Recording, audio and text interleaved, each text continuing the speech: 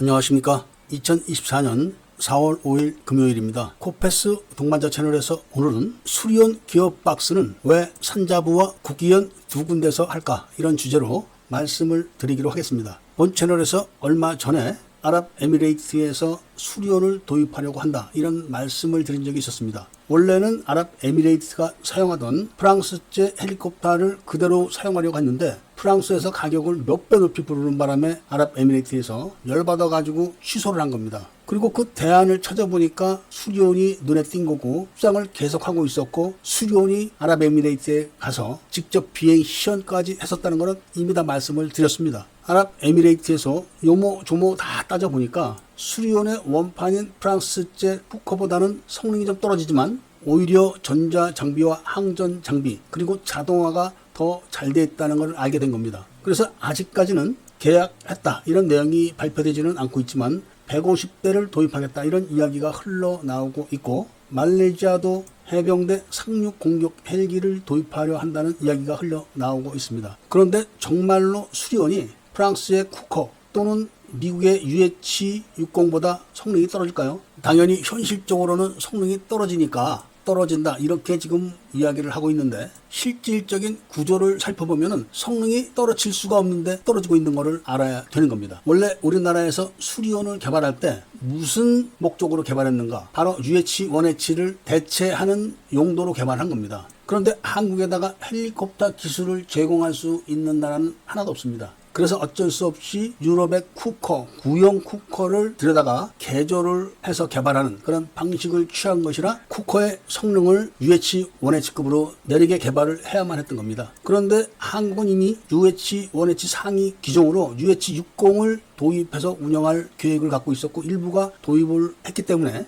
헬기의 청정비를 하기 위해서 쿠커의 엔진을 바로 UH-60과 같은 미국의 제너럴 일렉트릭사의 T700 계열의 엔진을 장착하게 되는 겁니다. 이 엔진의 출력이 쿠커의 엔진보다 출력이 높기 때문에 쿠커의 기어박스에 맞춰서 사용할 수 있도록 출력을 또 낮춰야 되고 기어박스를 조금 손을 봐야 되고, 그런 과정을 거치면서 미제 헬기는 공기 흡입구가 뒤에 있는데 쿠커는 앞에 있기 때문에 엔진을 앞으로 돌리는 그런 작업까지 해가지고 결국은 수리온의 콧구멍이라는 별명까지 얻으면서 어렵게 개발을 하게 되는 겁니다. 이렇게 해서 실질적인 하드웨어는 UH-60과 동일한데 개발 목적에 따라서 하드웨어 성능을 축소를 해가지고 지금의 수리온이 탄생된 건데, 그래도 수리온은 한국산 헬리콥터이기 때문에 이 수리온을 갖고 각종 전자장치들을 개발해서 업데이트를 하고 항전 장비를 최신화하고 여기다 자동화 시스템까지 갖추게 되니까 이게 현재 한국군이 보유하고 있는 UH-60보다는 조종 편의성이 더 높고 안정성도 높아지게 된 겁니다. 그러면서 육군의 납품이 끝나고 더 이상 납품할 때가 마땅치 않게 되니까 당연히 수출로 눈을 돌리게 된 거고, 수출로 눈을 돌리게 되니까 기어박스를 국산화하게 되면은 당연히 엔진 성능을 제위치로 돌릴 수 있기 때문에 하드웨어적 성능은 UH-60 이 정도로 동일하게 되는 겁니다. 그렇게 되면은 탑승 인원도 늘어나게 되고 속력도 빨라지게 되고 항속거리도 늘어나게 되는 등 하드웨어적인 성능이 더 업그레이드 되면서 여기다가 최신